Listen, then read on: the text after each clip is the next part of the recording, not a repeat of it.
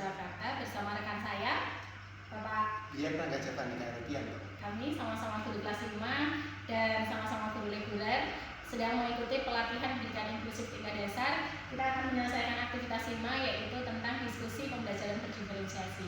Pak Rangga, saya punya tugas untuk mendiskusikan bersama rekan sejawat terkait dengan gambar ini. Gambar ini menjelaskan bahwa murid bernama Yoga bersama dengan Pak Reza. Pak Reza adalah guru kelas 5. Ini sedang menjalankan siklus hujan di mata pelajaran IPAS. Kemudian Yoga ini mengalami disabilitas netra, yaitu buta total. Dan suatu hari Pak Reza menggunakan layar LCD sebagai media pembelajaran yang membuat anak-anak lain bersemangat, senang. Namun dari Yoga sendiri, Yoga mengatakan di balik semangat Pak Reza dalam mengajar, ternyata ada yang merasa tertinggal dalam pemahaman. Setelah pelajaran selesai, Yoga tampak murung. Ia tidak mencatat apapun. Saat Pak Reza mendekat dan bertanya, Yoga menjawab dengan pelan.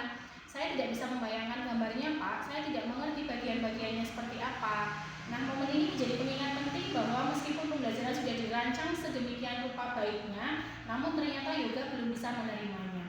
Menurut Pak Rangga, apa yang bisa kita pelajari dari sini, Pak?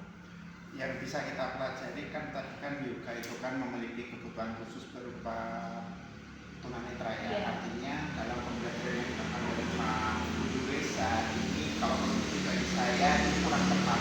Karena apa? Karena ketika kita menemukan anak yang berkebutuhan khusus terutama anak yang tunanetra itu tidak, yang namanya anak tunanetra itu kan memiliki kelemahan dalam hal melihat. Yeah. Nah, oleh karena itu media pembelajaran yang menurut saya paling tepat itu adalah media pembelajaran yang berbasis benda-benda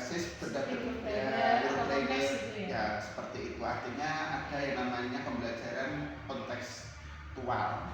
Kemudian ada juga penguatan dalam hal visual ya, audiovisual seperti itu ya, seperti itu. Jadi apa yang dilakukan oleh Pak Reza selaku guru kelas 5 ini menurut saya juga kurang tepat tantangan. Jadi tantangannya Pak Reza adalah lebih bersemangat lagi dalam membuat media ajar yang bisa untuk mengakomodir semua kebutuhan dari peserta didiknya, itu ya Pak. Ini Pak Rangga ya. Oke, terima kasih. Kemudian pertanyaan yang kedua, bagaimana kira-kira dampak tantangan tersebut dalam pembelajaran, Pak? Dampak tantangan tersebut ya kalau misalkan Pak gurunya Pak Reza itu membuat media-media seperti itu tadi, itu kan memudahkan anak terutama yang berkebutuhan khusus tunanetra itu memahami terkait dengan siklus hujan seperti itu tadi. Mulai dari misalkan menggunakan alat media sederhana, misalkan menggunakan karton bekas atau kardus bekas. Kemudian kalau misalkan proses evaporasi itu kan nanti kan juga bagaimana itu kan dalam siklus hujan itu kan nanti kan air dari laut kemudian menguap, kemudian awan seperti itu. Berarti memang kita jadi guru memang harus belajar terus ya Pak Rangga ya, utamanya untuk menghadapi anak-anak yang berkebutuhan unik. Artinya tidak hanya yoga saja, tapi mungkin ada nama-nama lainnya dengan kebutuhan khusus yang lain juga. Ya. Makanya yuk mari teman-teman Bapak Ibu guru di seluruh Indonesia ikut pelatihan inklusif tingkat dasar yang sangat bermanfaat untuk kita. Terima kasih Pak Rangga. Sama-sama.